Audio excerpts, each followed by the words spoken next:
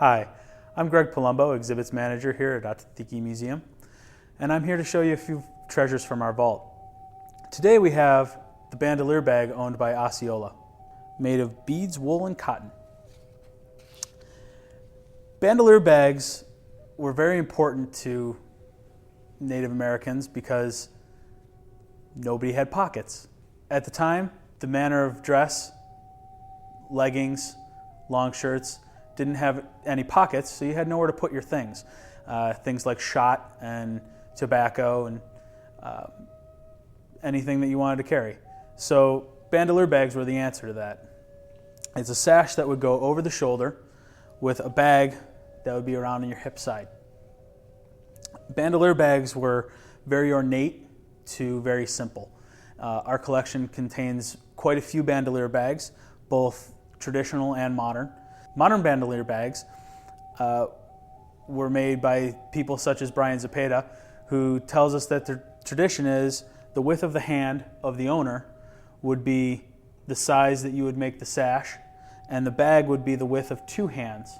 That being said, it's not documented that that was the tradition when bags such as this one were made in the early 1800s. This bag would have dated to around 1838 when Osceola lived and died.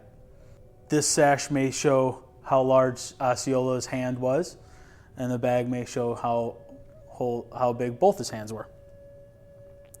The bead work on these bags is usually found to be in a very ornate, very flowing pattern. The beads would come on hanks. They were made in Venice, Italy, shipped to the United States in long strands called hanks, and sold as single color strands. That's why often you'll see single colors running throughout in these flowing patterns. The beads were very, very tiny, and the needles that were available for the people that would be working with these were very thick. They were meant for sewing together pants and sewing together shirts. They weren't meant for sewing together these tiny little beads.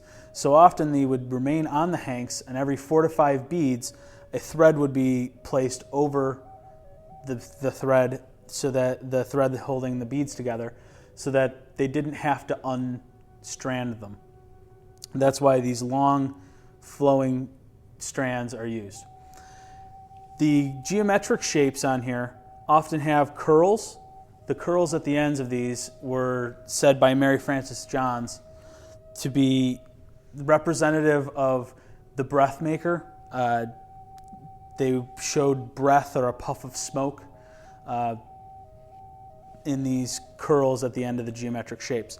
Geometric shapes were often used in bags to represent other things and would tell stories of the person that would own such a bag.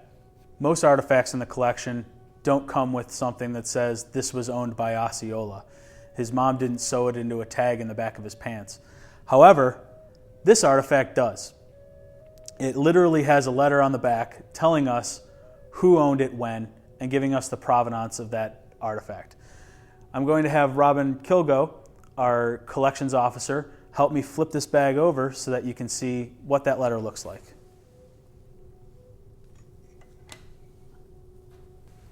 Now that we have it flipped over, you can also see on the sides here the very common trade cloth that would have been used as a backer for all of these bags.